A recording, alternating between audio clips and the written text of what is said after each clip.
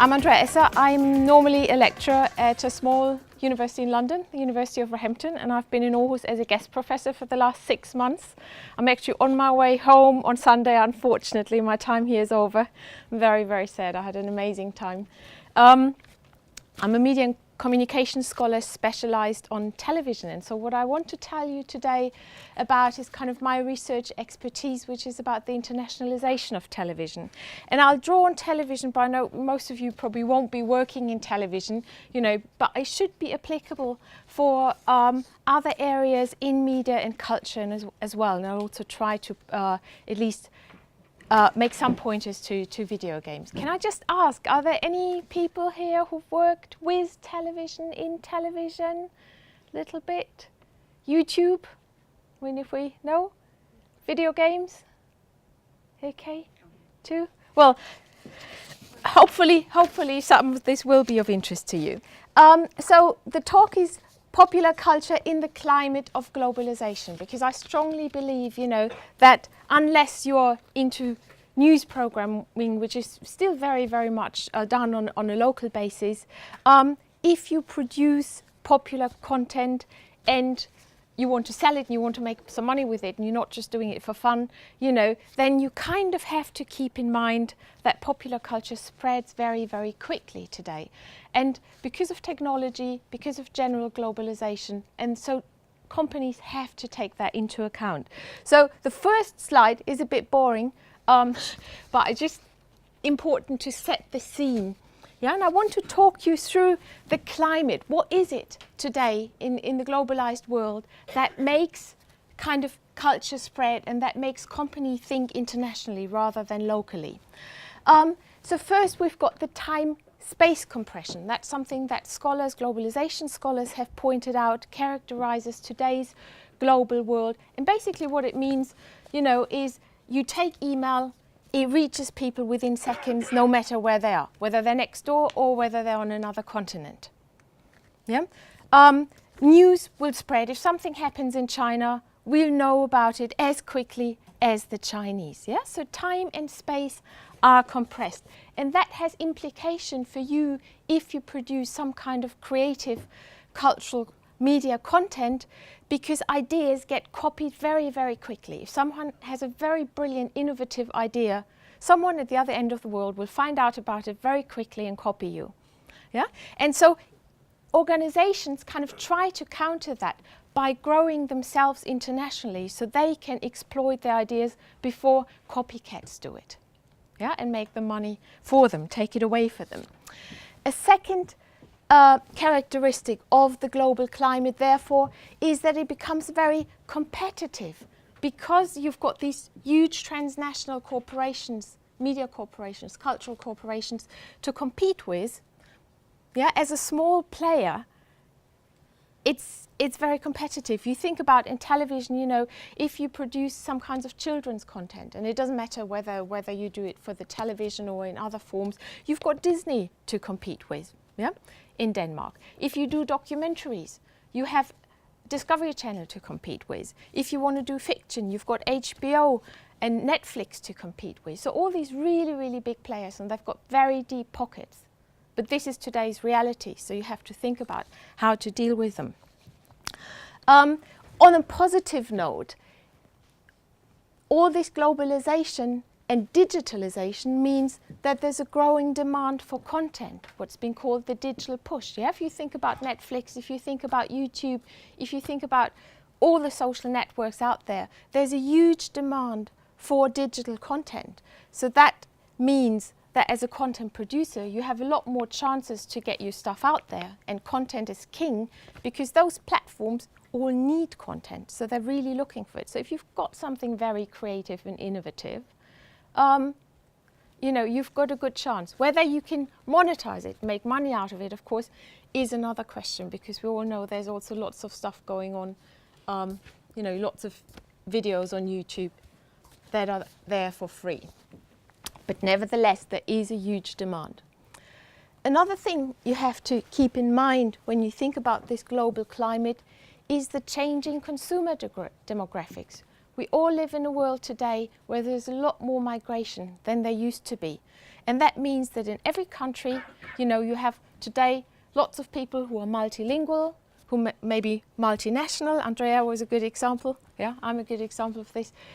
And then in a country like Denmark, on top of that, of course, everybody today speaks English so well that people can leave the country in a way and look for content globally that they're interested in. Yeah, so if they think television in Denmark is boring, they don't have to watch Danish television, they'll go to Netflix, they'll go online and just search globally for whatever they like. Again, that increases the competition. You have to think about it. It also means then that the local audiences and the national audiences fragment. Media consumption today is a lot more individualized than it used to be. Yeah? We all go our different ways, consume, engage with what we're interested in, and it becomes increasingly difficult actually to find people the next morning and share, for example, what you've watched on television the other night. In a country like Denmark, which is fairly small, it's probably still easier, but you go to a bigger market like the UK, we've got, if you're a subscriber, we've got about 400 television channels. It's really difficult to find someone, to talk about television with, because everybody watches different things. And this is kind of where the world is going. And then the final point I want to make about the global climate is that people have pointed out that since about the mid-1990s, our economy grows much more from capital investment, something that's been called financialization. So wealth is created less and less by people producing actual products that you can touch, and more by very, very rich people and companies investing money, which creates bubbles, not real things, but nevertheless, this is where economic growth comes from. And if you look at the media sector, especially television, this is where my expertise in the last couple of years, a lot of money has been pumped into small production companies, and I'll give you some examples. Yeah, and that means that sector really, really grows. A lot of money goes into it, but it also leads to conglomeration. So the kind of small companies get sucked into these big media conglomerates. And I'll give you some examples in a second. So this global climate then brings about several management strategies, how to deal with this kind of changing world. And the first one is that a lot of companies try to grow, so they can compete, and they also diversify, both geographically and in terms of the products. Because, well, first of all, it makes them bigger and it reduces risk. So, for example, if you produce content for several countries or in several countries, then if one market doesn't work so well, it's not a big problem because you've got your stakes spread out. Very often, and as I say, I'll give you a few examples soon, companies also, small companies, try to find some bigger companies that back them financially, because I'm sure you all know, even though I'm talking about television, if you are creative, if you produce something, you never know whether it's going to work or not. There's a huge risk. And if you're a small one-man team or a small company of 5 people, and you put a lot of money into producing something and it doesn't work, you go bankrupt very, very quickly. If you have a parent in the background with deep pockets as a creative, it doesn't matter because they can carry that risk. If you don't make a profit for a couple of years, it's not the end of the world. So some small companies are quite happy to be bought up by bigger companies to have that financial backing. An old management strategy, of course, is exploiting economies of scope and scale. Scale means the more sales you have, the more money you make. And in the digital world, if you're creative, you can make huge economies of scale. Because if you produce a little video, whether the costs of producing it, this is the main costs. Whether 5 people watch it or whether 1 million people watch it on YouTube, the costs for producing it are still the same. So you want to kind of spread, if you're into digital content, you want to sell it as widely as possible. Economies of scope are achieved when you can save money by not constantly producing something new, but repurposing things you've done before. And again, in the digital world, it's very, very easy. Yeah, you film something one time, but then maybe you make 3 little videos out of it. And so therefore, you've got a saving. The geographical diversification that I talked about to, in parts, reduce risk also has the benefit that it protects your brand. Yeah? My expertise is in television formats, and so those programs that get developed somewhere and then get sold around the world for local adaptation, like Big Brother, like Who Wants to Be a Millionaire, like Undercover Boss, like Super Nanny. Yeah, there's hundreds and hundreds of these formats around today. And so if you produce those yourself in the individual markets, you protect your brand, yeah, because nobody else does something funny with it, nobody else steals it if you do it quickly. And maybe the CreativeMornings, venture is also, in a way, it's a brand that's spread globally, and once it's established, it's kind of protected as a brand. If you're networked globally, or if you're part of a kind of global creative conglomerate, it also means that within this, people can access the global talent pool, and they can access the local knowledge and the local relationships. Yeah. So whether these companies who are networked globally, whether they are part of a conglomerate, so there's also a financial link, or whether you loosely network, like in the CreativeMornings breakfast series, you benefit from those things. Okay, searching. So, just to give you a few examples. Yeah, Fremantlemedia is the company that produces most of the television formats, like The X Factor, like Britain's Got Talent, and hundreds of other ones. They're one of the big TV format producers. And just wanted to put this up there to see how spread they are globally. Yeah, so what a company like them does. I mean, they started several decades ago in Australia, in America, and it's a gradual merger that happened there. Since 2001, they're called Fremantlemedia. The headquarters is in London, but they're German-owned by Bertelsmann. And they've got production facilities all around the world, yeah, on every single continent. They're in Finland, Norway, Sweden. In Denmark, they own Blue. And now didn't learn this by heart. Do you know Blue? Yeah.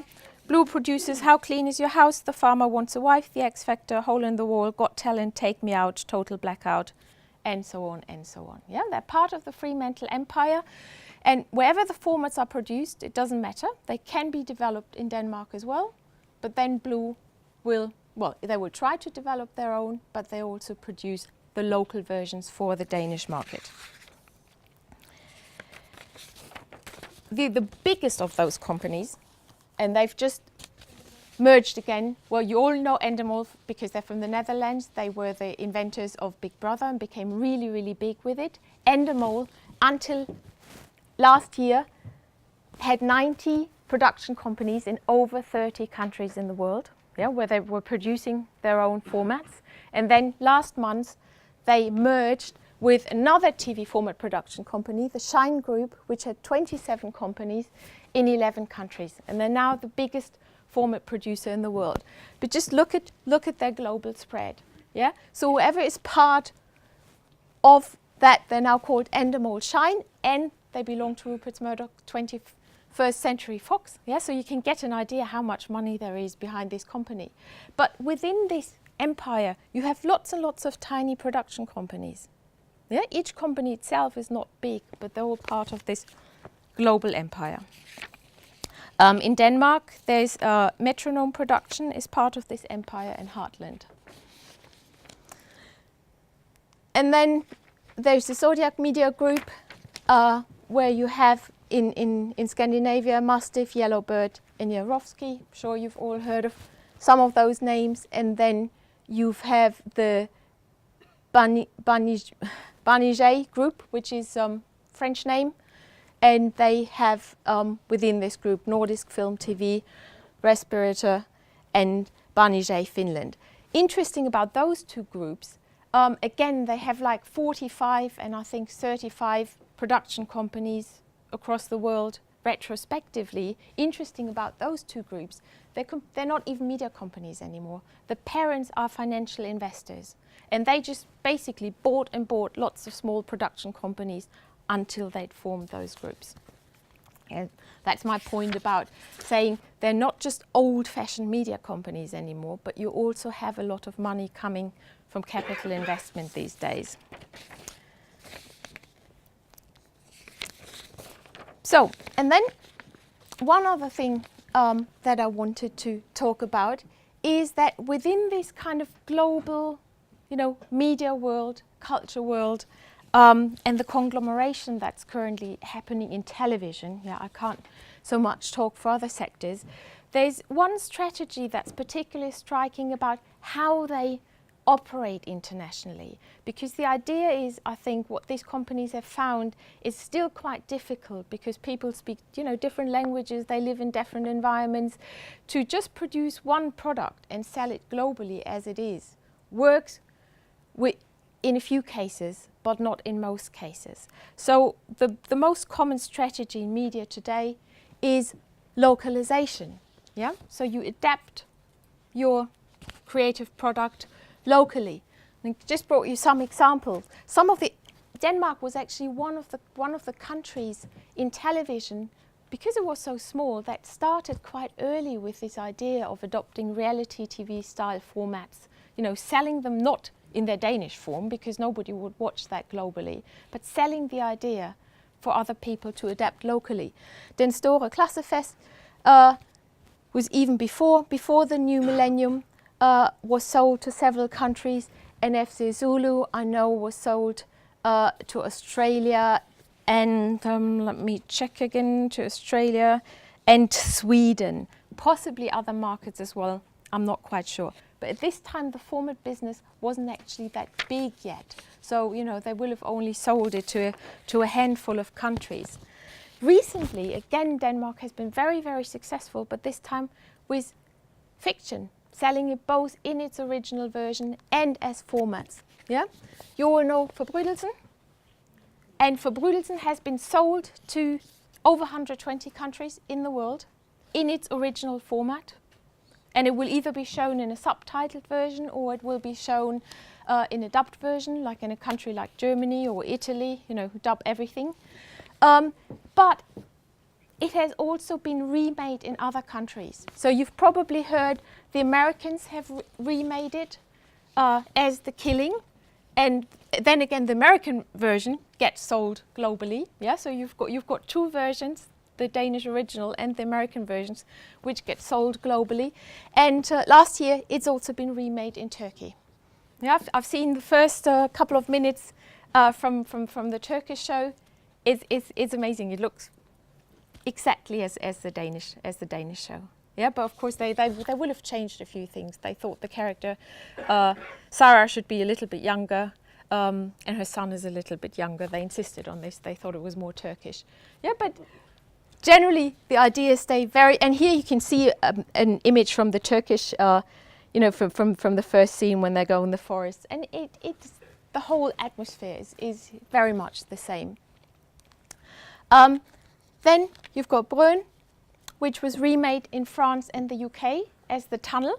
Yeah, so because there's no bridge between France and the UK, they used The Tunnel. And in America, it was again remade as The Bridge. But again, of course, the Danish original also has been sold around the world, again in over 120 countries. Very, very successful. But then at the same time, they also sell it as a formatted version so it can get localized. It's just that fiction doesn't get localized as often as the reality TV programs because it's very expensive to make. Yeah, so not that many countries then have enough money to do this. So fiction more often travels in an unlocalized version, whereas all the reality TV shows you see at night factual entertainment, lifestyle entertainment. Nearly all of this is based on formats that you find in lots and lots of different countries. So this is my last slide. Just to kind of alert you, and I just wanted to tell you, I've been here in these 6 months because I've been involved in a project that calls What Makes Danish Television TV Drama Travel. Yeah, because of the success of Brøen and Forbrydelsen, and the legacy is being shown in other countries at the moment. Aarhus University and the project leader Anna-Marit Varde got money to research between 2014 and 2018 what has made Danish fiction so successful in recent years. Yeah, because it hasn't been an enormously and a very, very surprising success. So we're trying to find out, what did they do right? And it's a hugely complex process because there's no golden bullet, and you will all know this as creatives. You can't just say, okay, I was successful once, let's replicate it. It doesn't work like this. So we're doing focus groups in 7 different countries around the world, in Australia, in the US, in Brazil, in Turkey, in Britain, in Germany. Is one missing? I'm not sure. But doing focus groups with people to find out what it is that they liked about the Danish drama. And I've done my first focus groups in Britain and already found out everybody likes different things. So it's not easy. We're doing a textual analysis to see what has happened, whether, just aesthetically Danish drama has changed a lot, whether that could be a reason. And we're doing a production analysis, so my colleagues in Denmark speak to the Danish producers to see what has changed and why suddenly the fiction has become so successful. And that's just a little bit more about me. I'm a director of a network which is called Media Across Borders, and the network was set up in 2012 to bring industry people and academics together who are interested in this issue of localization, audiovisual localization of video games, of television, of film.